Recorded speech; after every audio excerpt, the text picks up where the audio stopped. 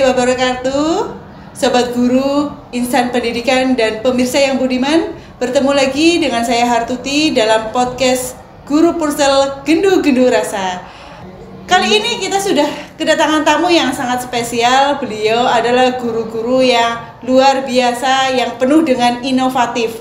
Beliau adalah Ibu Indriani Diah Saraswati, SPD, Guru SD Negeri 2 Purwokerto Kulon, dan Ibu Noviatun Nur Hikmah, SPD, Guru IPA dari SMP Negeri 7 Purwokerto. Apa kabar Bu Indri? Sehat? Alhamdulillah Mbak Tuti sehat. Alhamdulillah. Terima kasih nih Bu Indri sudah meluangkan waktunya di podcast Guru Purcell. Dengan senang hati Bu. Bu Novi, bagaimana? Sehat? Alhamdulillah sehat Ibu Tuti. Alhamdulillah. Sekarang sedang sibuk apa nih Bu Indri, Bu Novi? Kebetulan sedang pendidikan guru penggerak angkatan 7. Wah, luar biasa. Ini pasti sibuk sekali ya Bu Indri ya? Belajar. Iya. Bu Novi sedang sibuk apa ini? Kalau saya sedang pendidikan profesi guru dalam jabatan. Guru IPA ya Bu Novi ya? Guru IPA. Ya ini Bu Novi, Bu Indri, terima kasih sekali ya sudah meluangkan waktu di sini dalam podcast Guru Purcell Gendu-Gendu Rasa ini. Ya, kali ini kita akan membahas tentang hal yang selalu ramai diperbincangan nih Bu Indri, Bu Novi. Tiap tahun kayaknya nih masyarakat selalu heboh terkait dengan kebijakan pemerintah dalam PPDB, terutama menggunakan jalur zonasi. Bagaimana nih Bu Indri ya? Tanggapan Bu Indri terkait PPDB dengan jalur zonasi itu bagaimana untuk SD sendiri Bu Indri? Silakan. Jadi memang betul apa yang dikatakan Bu Tuti tadi ya. Perbincangan tentang jalur zonasi selalu ramai dibicarakan oleh orang tua menjelang PPDB. Kebetulan Bu Tuti, sekolah saya adalah SD di mana mendapatkan zona 2. Nah, zona 2 Bu Tuti. Sehingga siswa kami hanya bisa bisa mendaftar melalui jalur afirmasi ataupun jalur prestasi begitu. Zona 2 bisa ya Bu Indri ya? Di Kelurahan Purwokerto Kulon. Purwokerto Kulon. Posisi sekolah. Masih Purwokerto Selatan ya Bu Indri ya? Masih Kecamatan Purwokerto Selatan tapi kelurahannya Purwokerto Kulon. Oke. Seperti itu. Jumlah siswa sendiri berapa Bu Indri kemarin terakhir di kelas 6 yang terakhir nih pembelajaran? Jumlah kelas 6 yang terakhir seluruh siswa kami di SD kami 62. 62. Iya, 62 dengan jumlah siswa di kelas 6-nya 12 siswa. Yang terakhir lulusan terakhir itu 12 siswa. Ya. Itu kesulitan apa tidak Bu Indri masuk ke SMP-nya? Iya. Kesulitan Bu Tuti karena kami berada di zona 2 ya. Berada di zona 2 sehingga seperti kita ketahui bahwa di Kecamatan Purwokerto Selatan ada 2 SMP negeri ya. Yaitu SMP Negeri 5 dan SMP Negeri 7. Nah, sedangkan kami berada di zona 2 sehingga murid-murid kami sebagian kecil bisa masuk melalui jalur prestasi. Iya.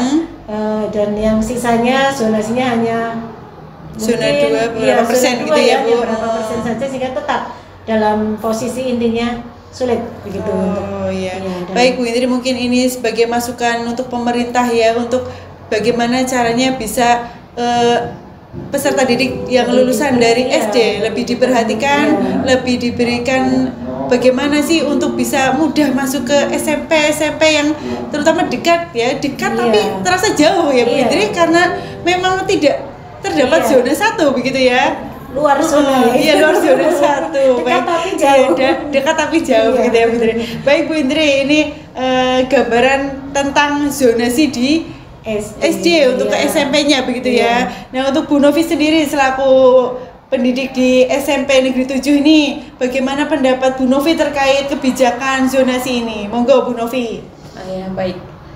Seperti yang kita ketahui ya Ibu, bahwa sistem zonasi itu sistem pengaturan proses penerimaan siswa baru berdasarkan tempat tinggal ya Bu ya.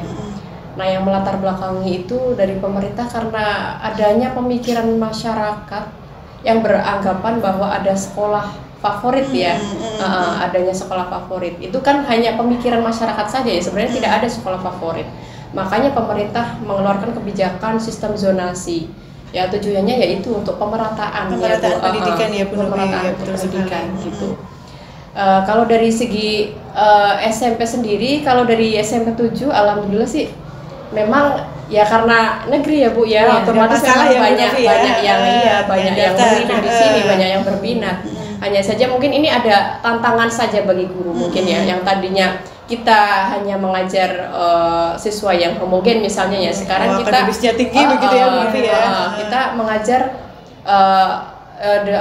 peserta didik yang dengan berbagai karakter yang berbeda, jadi heterogen ya. Jadi kita lebih tertantang gitu. Ya, mau tidak mau ya Bu Novi harus menerima. Harus. Iya, baik akademisnya yang rendah maupun yang tinggi itu harus diterima semua apabila di zona 1 begitu ya Bu Novi. Luar biasa sekali nih, ternyata tantangan pendidik bukan hanya terkait dengan akademis saja, tetapi ketika musim-musim PPDB itu jadi tantangan tersendiri baik bagi guru SD maupun guru SMP begitu ya. Baik, harapannya apa ini Bu Indri ke depannya ini, terutama ini kan sebentar lagi 1 semester lagi kurang lebih ya Bu Indri pasti diramaikan dengan PPDB lagi dengan peraturan yang masih sama begitu. Harapannya apa ini Bu Indri? Harapan saya sebagai seorang guru yang berada di sekolah zona 2 ya. Otomatis kami mengharap pemerintah dapat melakukan pemerataan pembangunan. Seandainya saja di setiap kelurahan kami memiliki SMP ya. Semua siswa kami berada di zona 1 ya. Ini jadi PR pemerintah ini bagaimana menciptakan pemerataan lokasi gitu ya. Ya benar sekali itu Bu Indri gitu ya. Ini Bu Indri sudah memberikan harapannya ya, mengungkapkan harapannya untuk PPDB selanjutnya. Harapan Bu Novi sendiri terkait PPDB jalur zonasi ini bagaimana Bu Novi? Silakan.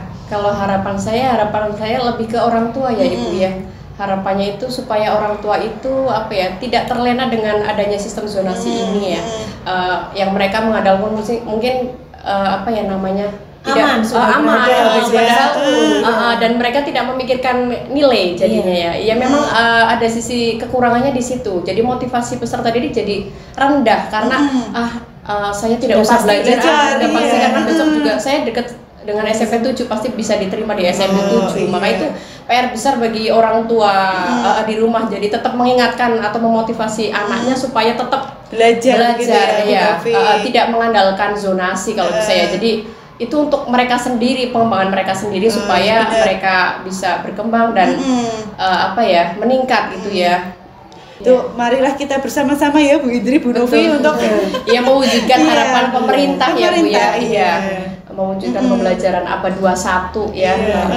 Ada kolaborasi antara guru, orang tua dan pemerintah begitu ya. Itu PR kami juga sebagai guru SD ya untuk harus mensosialisasikan agar masyarakat lebih terbuka terkait zonasi itu seperti apa gitu. Karena selama ini kesannya masih menyulitkan ya, padahal di balik itu semua juga banyak hal yang positif, memudahkan sekali begitu ya. Oke, baik Bu Indri, terima kasih sekali nih Bu Indri, Bu Novi sudah meluangkan waktunya untuk hadir di podcast Guru Pursel Gendu-Gendu Rasa. Terima kasih, mudah-mudahan tidak kapok lagi ya Bu Indri, kami undang ke sini. Baik, pemirsa yang budiman, ramai sekali kita berbincang-bincang masalah zonasi ya, terkait dengan kebijakan-kebijakan yang sudah pemerintah berikan. Kita sebagai warga negara yang baik ya, bagaimana kita kembalikan lagi ke pemirsa yang budiman, menurut pendapat Anda bagaimana? Silahkan tulis di kolom komentar. Terima kasih sudah menonton podcast Guru Pursel Gendu-Gendu Rasa. Apabila ada kesalahan kami mohon maaf yang sebesar-besarnya. Jangan lupa like, subscribe, dan share. Terima kasih. Wassalamualaikum warahmatullahi wabarakatuh. Sampai jumpa lagi di podcast selanjutnya.